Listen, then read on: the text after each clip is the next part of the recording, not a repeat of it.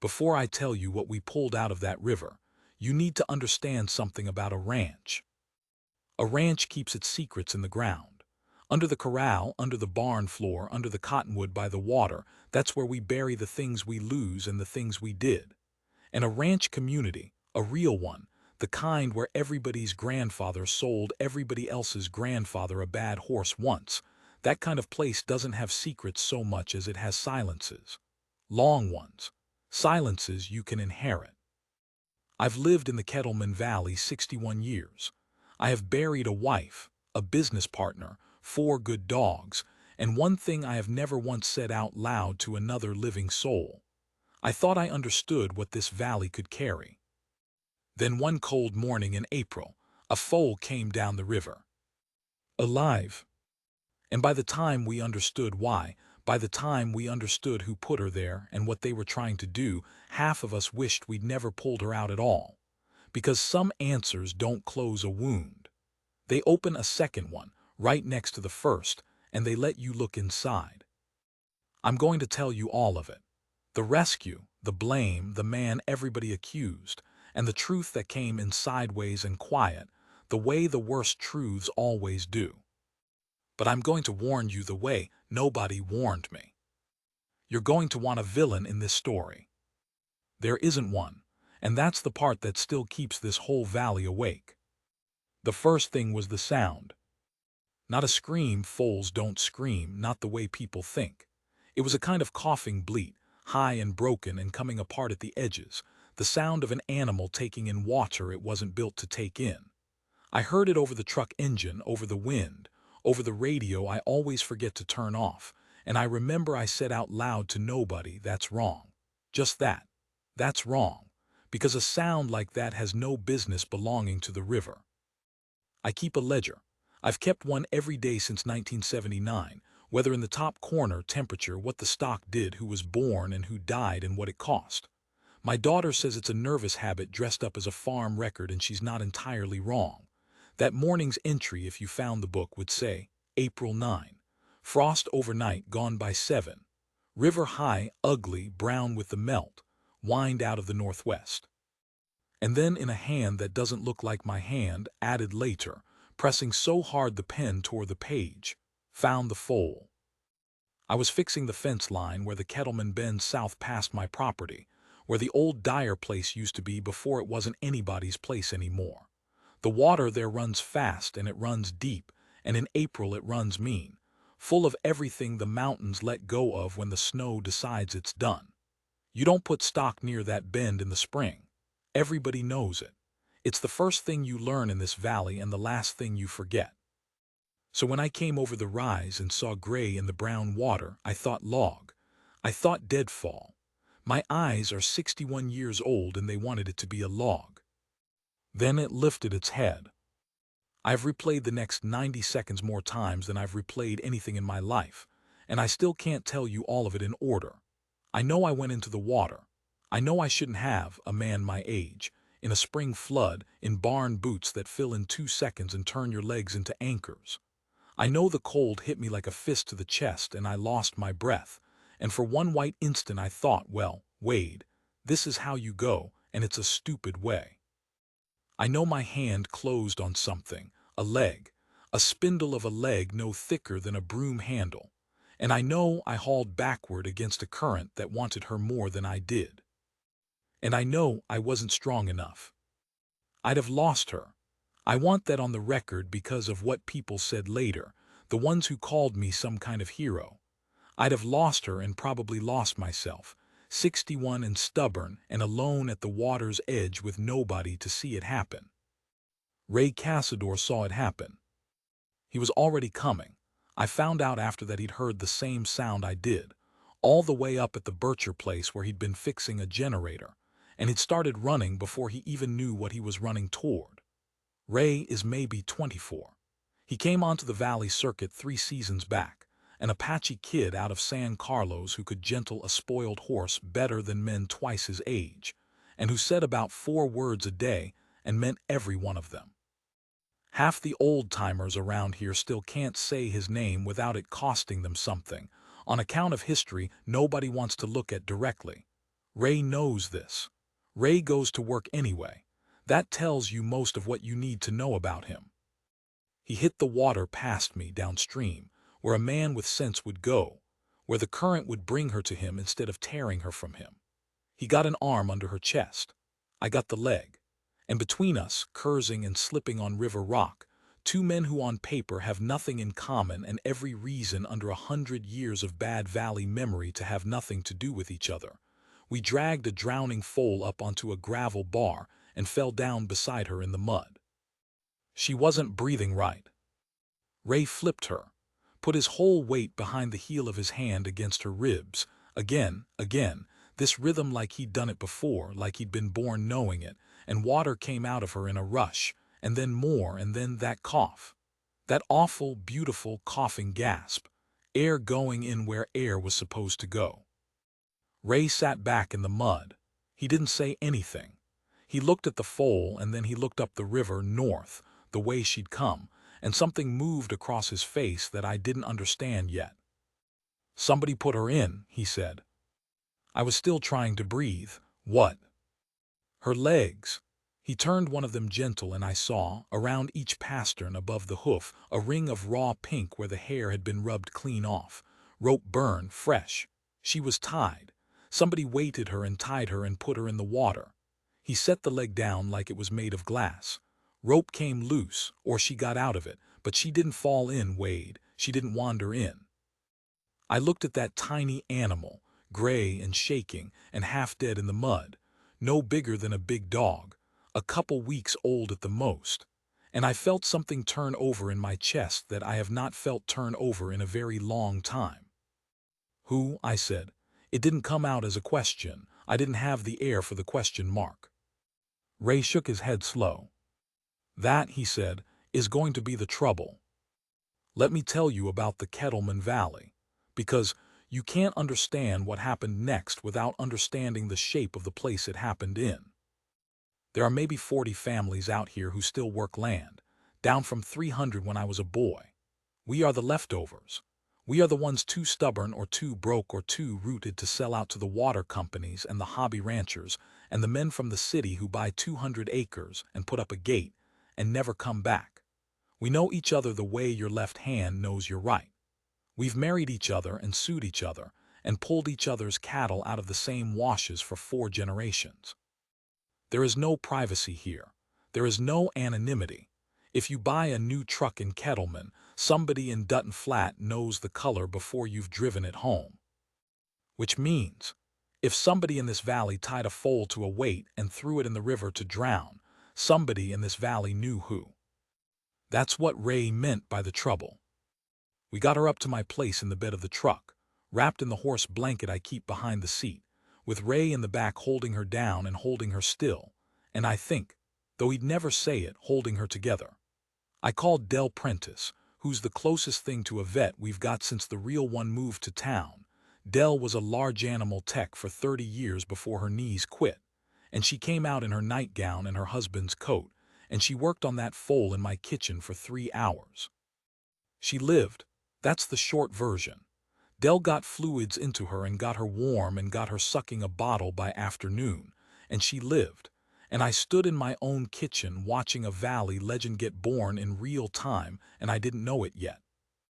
Because by nightfall, everybody knew. That's how it goes here. There is no such thing as a small event. By the time I sat down to my supper, which I did not eat, the phone had rung 11 times.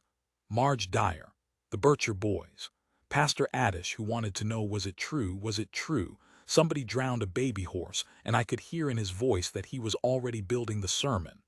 And under every call, the same thing, the same rising note, the sound a community makes when it smells blood in its own water. Who would do that? Who among us would do that? I want to be honest about something, and this is hard. So I'm going to say it plain and move on.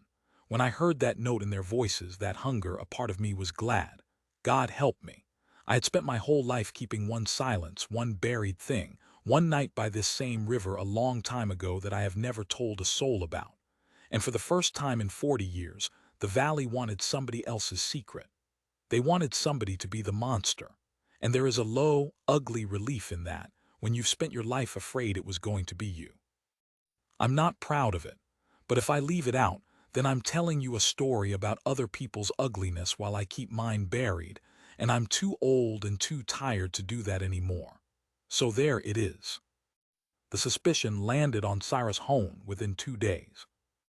If you'd asked anybody in the valley to draw a picture of the man who drowned a foal, they'd have drawn Cyrus without knowing they were doing it. He lived alone up the North Fork, up the river, everyone said, the way she'd come down the river, and that arithmetic did most of the convicting all by itself. He was mean the way a fence post is mean, hard and splintered and full of old nails. He'd run off 2 wives and a son nobody had seen in 15 years. He shot at trespassers, or said he did, which around here amounts to the same thing socially. And 3 weeks before, he'd had words with the Bircher boys over a mare and a stud fee, and a foal he claimed he'd been cheated out of. A foal. You see how it builds. You see how a community does this. Nobody sat down and decided Cyrus Hone drowned that horse. It just accreted like silt, like the river laying down a bar 1 grain at a time until one morning there's solid ground where there used to be moving water and everybody's standing on it, and nobody remembers it being built. Ray didn't stand on it. I noticed that.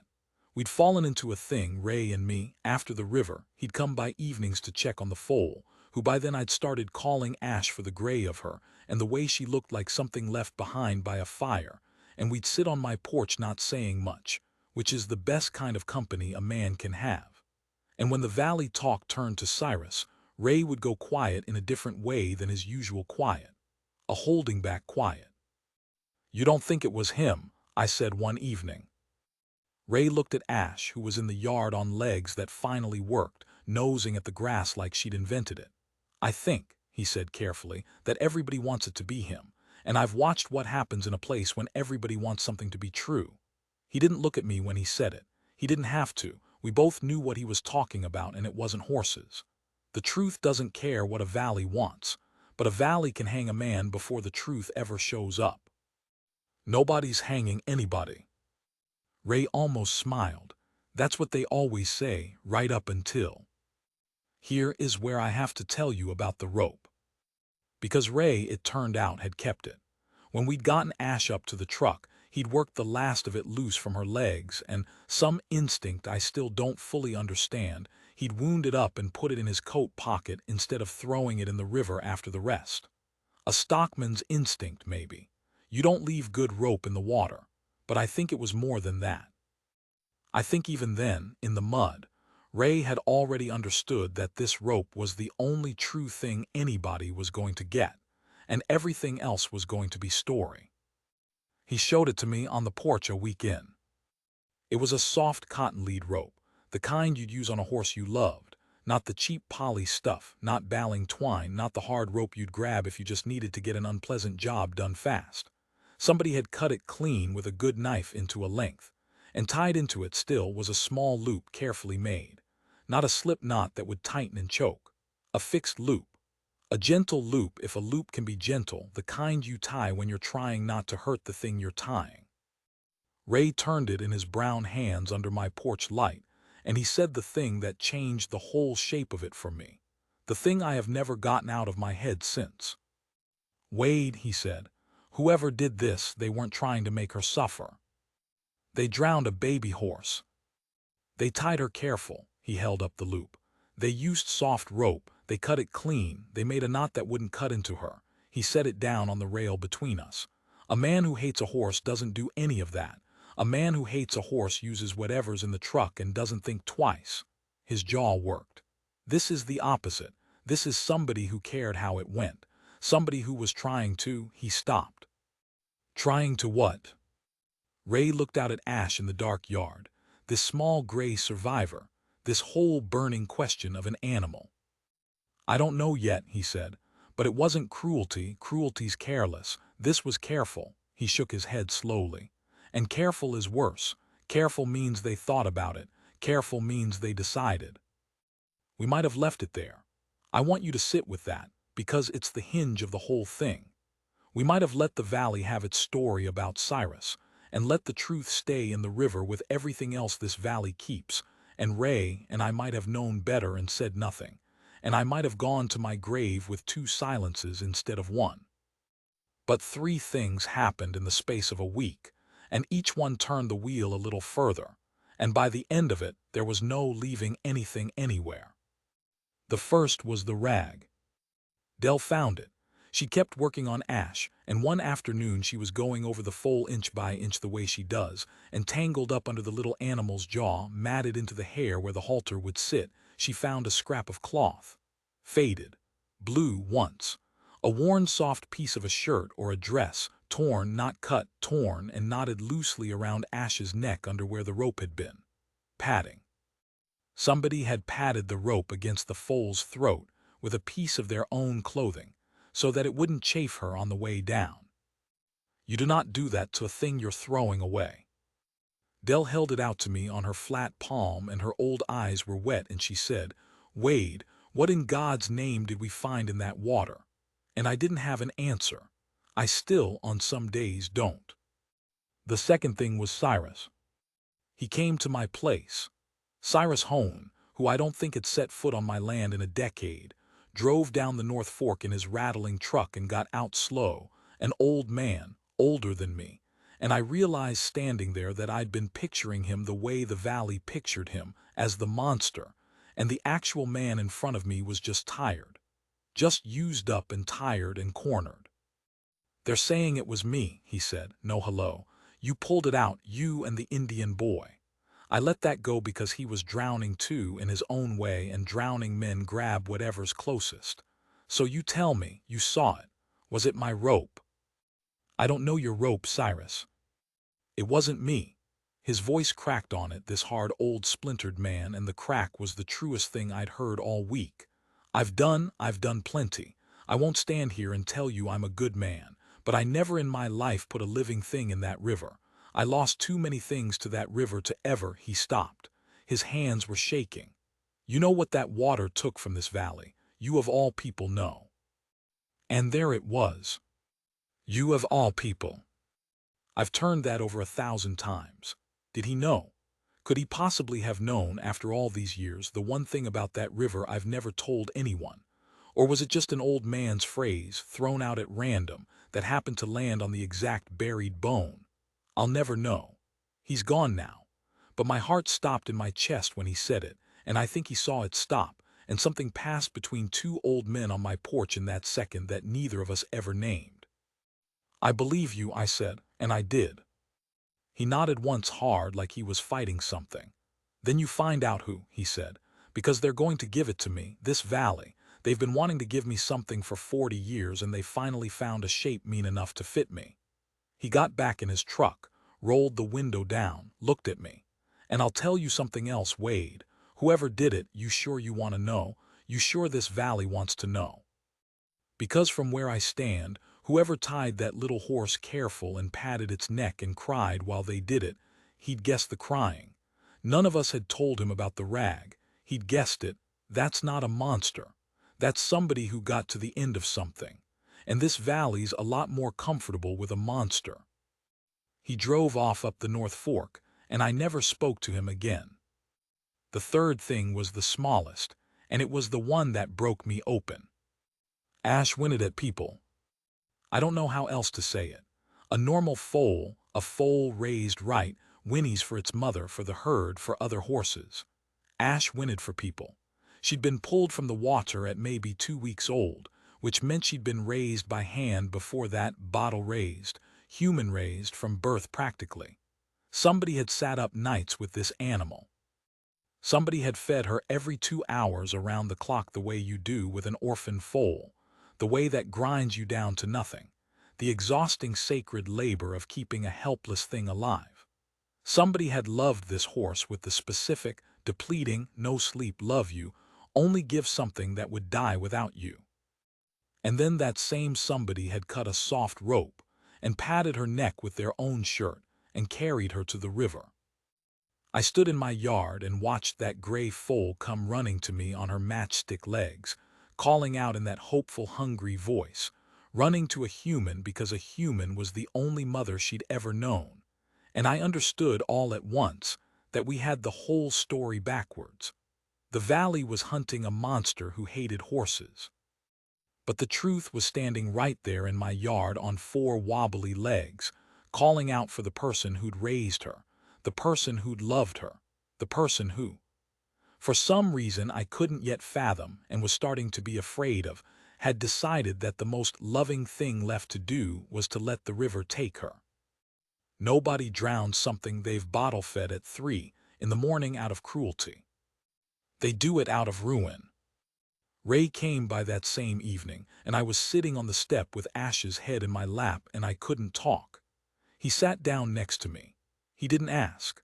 We watched the light go out of the valley the way it does, all at once behind the west ridge, and the river down at the bottom of everything went from brown to gold to black. She was bottle-raised, I finally said. I know. Of course he knew. He'd known before me. He knew horses the way I know weather. First day, I felt it in how she leaned into us.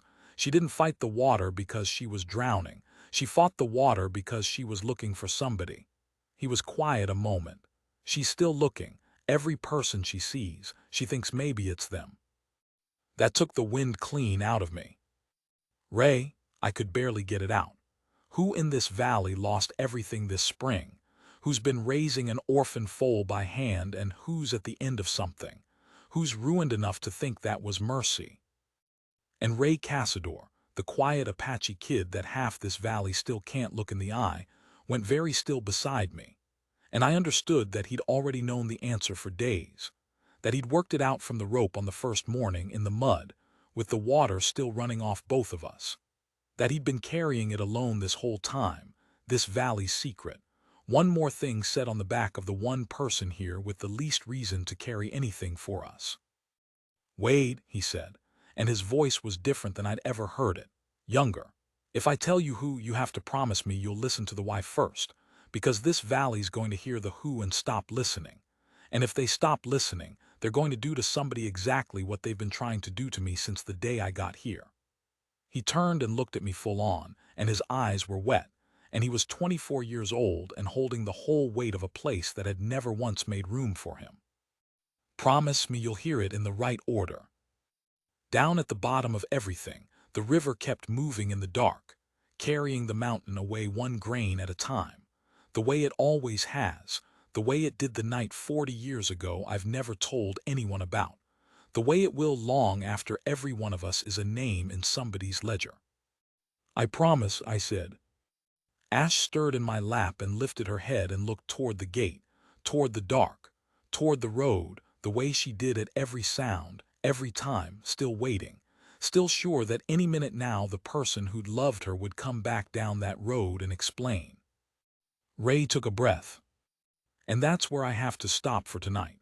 Not because I'm being cruel with it, but because what he told me on that step is the thing that still haunts this whole valley, and I've learned you can't just set a thing like that down in front of people. You have to walk them to it. I'll walk you the rest of the way. But not until I've had a night to sit with the fact that I promised a good young man I'd listen in the right order. And I'm still not sure, all these years later, that I ever really did. I'm going to make you wait for it the way he made me wait, because he was right, you have to walk somebody to a thing like this, but I'll tell you my body knew before my ears did. When he said it, something in my chest went loose and cold, the way the ground goes under you when a horse steps in a badger hole at a gallop. Not surprise. Recognition. The name fit the shape of the hole in the story so exactly that I understood I'd been keeping the hole open for it. I just hadn't wanted to look. Nora Bircher, Ray said. And then, before I could do the thing he'd made me promise not to do, before I could let the name become the whole of it, he put his hand flat on the step between us, like he was steadying the porch or steadying me, and he said, "Now the why, in order, like you promised." So I sat still, and I listened, and I'm going to give it to you the way he gave it to me, because I owe you that, and because I owe her that. And I've come to believe that the order you hear a thing in is the difference between a story about a monster and a story about a person. And Lord knows this valley has never once chosen the second one when the first one was easier. The Birchers ran sheep and a few horses up the east draw, past the Bircher boys' place, the boys being Nora's grandsons, grown men themselves, though nobody out here stops being a boy until the man before him dies. Nora was near 80. She'd been widowed 20 years and she'd kept working anyway, the way the women of her generation do, the ones who never learned how to be taken care of and would have found it insulting if you tried. She was small and straight-backed, and she wore her dead husband's coats, and she had a laugh like a fence gate that surprised you every time, because you didn't expect it out of a face that's stern. I knew her the way you know everybody here, which is to say, not at all and completely. What I didn't know, what almost nobody knew, because Nora Bircher would have died before she let this valley see her need anything, was that she was losing the place. The boys told me, Ray said, after not all of it but enough. He was picking his words the way he did everything, careful like he was gentling something. The banks had the east draw for 2 years. She's been paying just enough to keep them off it, selling stock, selling her husband's tools, selling the good saddle. This spring the note came due for real, all of it, and there wasn't any all of it left to pay with. I did the arithmetic of it in my head, the ugly local math we all know how to do. So she's selling out. She's sold out, it's done. She just hasn't told anybody because Ray stopped and I watched him try to find the word for a thing he understood too well. Because in this valley, losing the land is worse than dying. You know that. You bury a wife, people bring you a casserole. You lose the land, people bring you nothing because they're too scared it's catching. I did know that. I'd watched it happen to men I'd grown up with. The land goes and the man becomes a kind of ghost while he's still alive, still driving the same roads, still sitting in the same church pew but finished, and everybody treating him gentle and distant the way you treat the dying and him knowing it. I'd spent my whole life terrified of being that ghost. I think most of us out here have. It's the fear under all our other fears. The horses go with the place, Ray said. That was part of it. The buyers are one of those outfits, recreation. They wanted the land clean. The sheep got sold at auction. The old horses, the 2 geldings, they went to a fella over in Dutton who'll do right by them. He took a breath. And then there was the foal. Ash. There was a mare, Ray went on. Nora's mare. Old, her husband's horse really, he broke her 40 years ago and Nora kept her going long past when it made any sense, the way you do with the last thing that still remembers somebody you loved. That mare was the last living thing on that place that her husband had touched. He was quiet a second. The mare foaled this spring. Late, too late and too old, and it went bad. The mare died. Nora was up 3 nights with her and lost her anyway, at 80 years old, alone, in a lambing shed, with the bank already holding the deed. I closed my eyes. And the foal lived, Ray said. The foal lived, and the mare didn't, and Nora Bircher, who's about to be put off the only ground she's ever known, who's already given away everything, who buried her husband's last horse with her own hands 3 weeks ago, Nora Bircher found herself sitting up every 2 hours in the dark with a bottle, keeping alive the very last piece of a life that was already over. Down in the black at the bottom of the valley, the river kept talking to itself. The buyer wouldn't take the foal, Ray said. Too young, too much trouble, nobody wanted a 2-week-old orphan that needed round the clock. The auction wouldn't move her, you can't sell a bottle baby, everybody knows what she costs to keep. She tried the Dutton fella, he was already doing her a favor with the geldings and couldn't take on a hand raise. She tried to give her away. Wade, she tried to give her away, and nobody in this whole valley would take her. Because a bottle foal is a burden, and we all knew Nora was going under, and nobody wanted to be tied to her sinking. That landed on me like a hand on a bruise, because it was true. And because I was one of the somebodies who could have taken that foal and didn't know to, and I'll carry that. So she had a foal she couldn't keep, couldn't sell, couldn't give away, Ray said, on a place she had to be off of in a matter of days, and she had 2 choices. He held up his hand, that same hand, and folded down 1 finger. Leave her. Turn her loose or leave her in the shed and let the new people find her, and let the foal starve slow, or get taken to a sale where a bottle baby with no mother goes for meat money and worse. Let her be a burden that gets passed hand to hand and worse to worse until she ends up somewhere Nora couldn't stand to imagine. He folded down the second finger. Or. He didn't say it. He didn't have to. I was looking at the river. I need to stop the story to tell you something. And it's the thing I've never told anyone. And I promised at the start of all this that I was too old to keep telling you about other people's ugliness while I buried my own. So here it is, 40 years late. The night I've never told anyone about was a night at that same river bend, when I was a young man, younger than Ray is now. My father was dying slow of something that ate him from the inside, and we had a dog, my father's dog, his hunting dog, the best animal I've ever known before or since. And that dog got its leg torn open in the wire, and there was no money for the vet. There was never any money, and the leg went bad, and my father was too weak to do what needed doing, and he asked me to. And I couldn't do it clean. I'll spare you. But I took that dog to the river because I couldn't bear to do it in the yard where my father could hear, and I did it badly, and it took too long, and that animal looked at me the whole time the way Ash looks down the road, trusting, sure I was there to help, certain right up until the end that the person who loved it would not be the one to. I've never gone back to that bend. I fixed fence a quarter-mile off it for 40 years and never once walked down to that water. I built my whole life around not looking at it. And I told myself the reason I keep a ledger, the reason I write down every death on the place and what it cost, is because I'm a careful man. That's a lie. I keep the ledger because there's one death I couldn't write down, and every other entry is an apology to it. That's why, when Ray got to Nora's two choices, I already understood. Because I have stood exactly where she stood. At the river with something I loved and no good way left, and a choice between a cruelty I could see and a cruelty I could tell myself was mercy. And I know, God help me, I know that in the moment from inside the ruin you cannot always tell the two apart. You reach for the one that lets you believe you were still good. You reach for careful. You pad the neck. You use the soft rope. You tell yourself the water is faster and kinder than what's waiting on the other roads. You tell yourself you're saving her from something worse. You are not right. But you are not a monster. And the valley will never, ever be able to hold both of those true at once. She weighted her with a sack of feed, Ray said very low.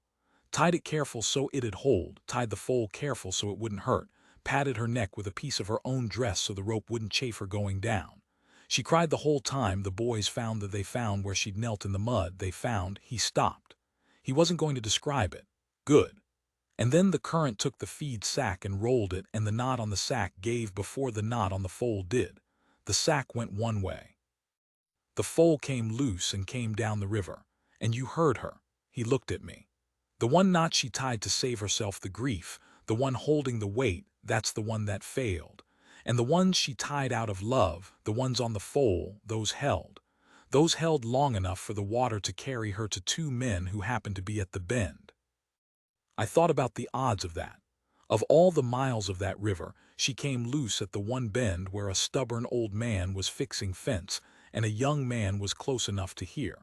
I don't believe in much. I've buried too many people to believe in much.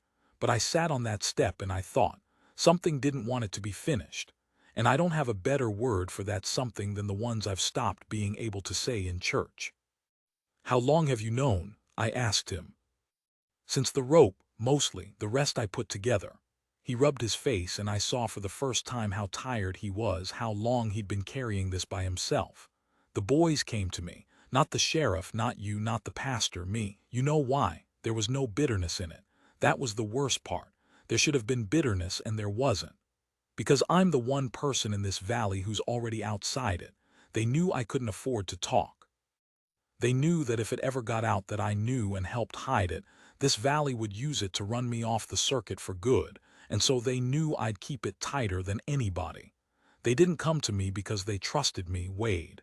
They came to me because they had a hold on me. He looked out at the dark. That's a different thing. I've spent my whole life learning the difference. I didn't have anything to say to that. There isn't anything to say to it. It's just true, and it's just ours, this valley's, one more thing we've done without ever deciding to. So now you know, Ray said. In order, like I asked. He turned to me. And here's the part I couldn't do alone. Here's why I finally told you. He nodded at Ash, asleep now with her head still in my lap, her gray sides going up and down, safe, warm, alive, wanted. They're 2 days from putting Cyrus Hone's name on this in a way he'll never get clean of. The pastor's already got the sermon. The Bircher boys are going to let it happen, not because they hate Cyrus, but because it saves their grandmother, and they've decided an old mean man who's already alone is a fair price for an old proud woman who can't survive the shame. He said it flat. That's the math they did, and it's not even a crazy math. That's what scares me. I understand every step of it. We can't let them hang it on Cyrus. No, Ray looked at me steady. But if we clear Cyrus, we have to name her. There's no clearing one without the other. This valley won't accept nobody did it. It's already tasted blood. It needs a name to close the wound. So we've got 3 people we can hand to the fire. He counted them, gentle, terrible. Cyrus, who didn't do it. Nora, who did it out of the end of everything and will not survive being known for it, an 80-year-old woman, her last spring, her last shred of dignity, and we make her the valley's monster on the way out the door. Or, he held my eyes, nobody. We let the river keep it. We tell the valley the foal got loose from somebody's fence upstream, some accident, some carelessness, nobody local, case closed. We lie. We take Nora's secret, and we put it down in the river with your dog, and whatever else this ground's holding, and we carry it ourselves the rest of our lives so that 2 old people can die without the valley taking the last thing either of them has. I have never told him about the dog. I want that clear.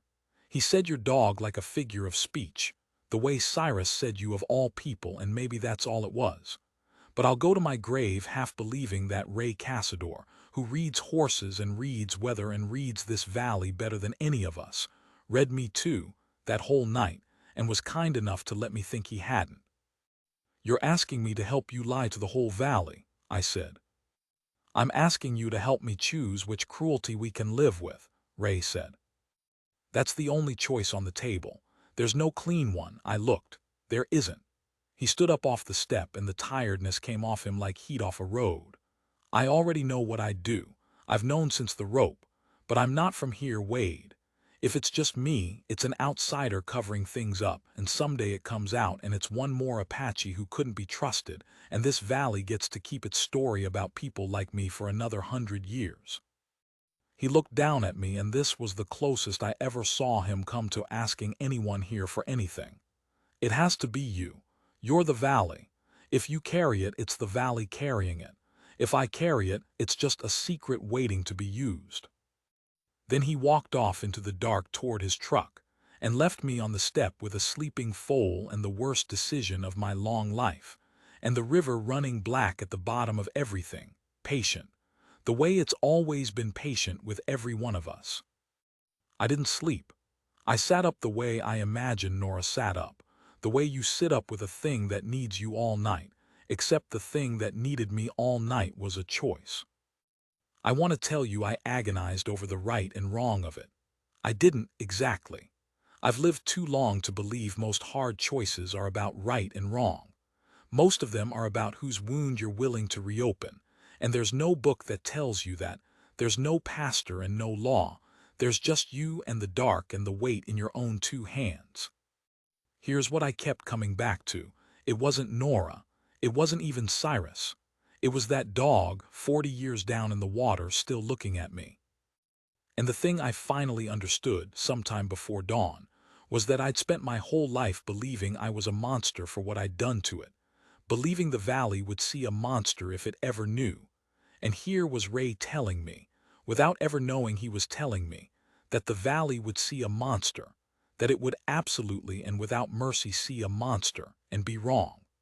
That Nora was no monster and the valley would make her one. That I was no monster and had spent 40 years being one anyway, in the only court that mattered, my own. And I thought, I have a chance, one time before I die, to refuse the valley its monster. To stand in front of the thing this place always does and say, no, not this one, you don't get this one. I couldn't do it for the dog. It's too late for the dog. I couldn't do it for myself. But I could do it for her. I'll tell you the rest quick, because the how of it matters less than the fact of it. I went to the Bircher boys. Old man to young men, valley to valley, in a way Ray never could have. I told them I knew. I watched them go gray. And then I told them what we were going to do, that I'd found the real story. That a stock trailer up on the county road had a gate come open in the melt. That a foal had gone into the high water miles up. That it was nobody local, nobody's fault, an accident of spring. And that I, Wade, who pulled her out, who everybody believed was going to say so. And it was going to be true because I said it was true, and I was the valley, and the valley believes itself. And I told them the price. The price was Cyrus. They were going to go to Cyrus' home themselves in person, hats in hand, and they were going to tell that mean, splintered, dying old man that the thing the valley had decided about him was wrong, and that they knew it was wrong, and that they were sorry. They didn't have to tell him why. They just had to give him back his name, because I was not going to trade one old person's dignity for another's. If we were going to lie, the lie had to save all three of them, or it wasn't worth the damage to our souls. They did it. I don't know what passed between them and Cyrus. He never told me, and they never told me, and it's the one part of this I'm content not to know. But Cyrus Houghton drove down out of the North Fork a week later, and came to church for the first time in 15 years, and sat in the back. And nobody said a word to him, and nobody had to. And I watched an old man who everybody had been ready to burn get to keep the one thing this valley had spent 40 years trying to take. And I thought that maybe, we'd gotten one right. And Nora. I went to Nora last. I found her packing the last of her husband's coats into a box in a house that already echoed, in her last week on ground her family had held for 100 years. I didn't tell her that I knew. I've thought hard about whether that was cowardice, and I've decided it wasn't, or not only. Some things you carry for a person, not with them. The whole mercy of it is that they never have to know you're carrying it. If I'd told her I knew, I'd have been handing her back the weight in the name of honesty. And honesty like that is just cruelty that gets to feel clean about itself. So I didn't tell her. I told her I'd taken in an orphan foal off the river, and I was too old to raise a bottle baby alone. And I'd heard she knew her way around a hand raise. And would she, before she went, would she come show me how, a few days, however long she had? And Nora Bircher looked at me for a long, long time. I will never know what she saw, whether she understood that the foal was hers, come back, whether she'd already guessed from the moment the valley started talking that the thing she'd put in the river had climbed back out, whether standing in front of me she knew that I knew, the way I half believe Ray knew about my dog, all of us in this valley, forever half knowing each other's worst nights and never, ever saying. She didn't say, she just got her coat, her husband's coat. And she came. She had 4 days before the movers came. She spent every one of them at my place, in the yard, with Ash. She showed me the bottle angle and the 2-hour clock, and the trick of warming the milk against your own wrist. All the things she already knew in her body from 3 sleepless weeks she thought had ended in the river. She was gentle with that foal in a way that took the wind out of me to watch, because it was the gentleness of someone getting to undo the worst thing they ever did, one bottle at a time, and not letting themselves believe it, because believing it would break them. On the last day, the foal followed her around the yard like she knew her. Nora stood at the fence with the low sun on her, small and straight in a dead man's coat, and Ash pressed her gray head into the old woman's hip and stood there, and Nora put one hand flat on that foal's neck, right where the rope had been, right where the torn blue cloth had padded her, and she closed her eyes. I was writing in my ledger on the porch. I always am. I looked down to give her the moment because some things a man shouldn't watch, and when I looked up she had her back to me and her shoulders were doing a thing shoulders do, and I let her have it, and I wrote in the ledger in the hand that doesn't look like my hand, April 30. Clear. Warm. Nora came. The foal knew her. That's the last thing I wrote about it for a long time. Nora left the valley the 1st of May. She went to live with a niece 300 miles off, in a town with sidewalks, and she died there 11 months later, in a bed, indoors, which she'd have hated, and I hope to God she was too far gone by then to know how much she'd have hated it. The valley remembers her as a proud old ranch woman who lost the place to the bank. God rest her. Hard luck, hard times, and nobody remembers anything else, because there's nothing else to remember, because 4 of us made sure of it and 1 of us is dead now, and only 3 of us are left to carry it, and one of those 3 is me. Cyrus went the winter after that, alone up the North Fork the way he wanted, but not a monster. I made sure of that too, and it's the proudest thing I've ever done, and I can't tell a living soul, which is, I suppose, the shape of every proud thing I've ever done. Ray still works the valley. He's older now, quieter still, better with a horse than any man alive. Some of the old-timers can look him in the eye now. Not all, not enough. But some, and more than could before, and I like to think that's partly because there's an old man in this valley who owes him everything and lets it show in the small ways a proud man lets things show. I buy his fuel, I put his name forward, I sit next to him in church where the whole valley can see. It's not enough. Nothing's ever enough out here, but it's what I've got. And Ash. She's mine or I'm hers, I've stopped being sure which. She's grown now, gray going lighter every year the way the gray ones do, and she's the best-natured horse I've ever owned, and she still, to this day, all these years later, will lift her head at the sound of a truck on the road and look toward the gate. Every time. Every single time. Ears up sure as anything. Certain that any minute now the person who loved her first is going to come back down that road and finish explaining. She's the only one of us who's still waiting out loud. The rest of us learned to do it quiet. I go down to the river now. Did you catch that I said that, after 40 years? I walk down to the bend most evenings where I pulled her out, which is the same bend, the exact same bend, where I couldn't do it clean for my father's dog all those years ago. I never told you it was the same bend. Did I? I couldn't, but it was. It was always the same water. And I stand there while the light goes out of the valley all at once behind the west ridge, and the river goes brown to gold to black, and I don't say anything. Because there's nobody to say it to, and nothing that would hold still long enough to be said. I just stand there and let the water have what it's always going to have anyway. And some evenings, not all but some, I get the feeling that the river isn't taking things down at all, that it's been bringing them back to me, this whole time, 1 grain at a time, a dog and an old woman and a foal and a mean old man and a young one who deserved better than us, laying them all down at my feet like a bar of gravel building up where there used to be moving water, until there's solid ground where a man can finally stand.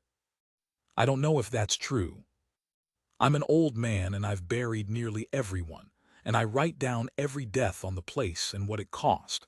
And I still can't tell you if that's true or if it's just the thing I need to be true so I can go on walking down to that water. But Ash lifts her head at the gate.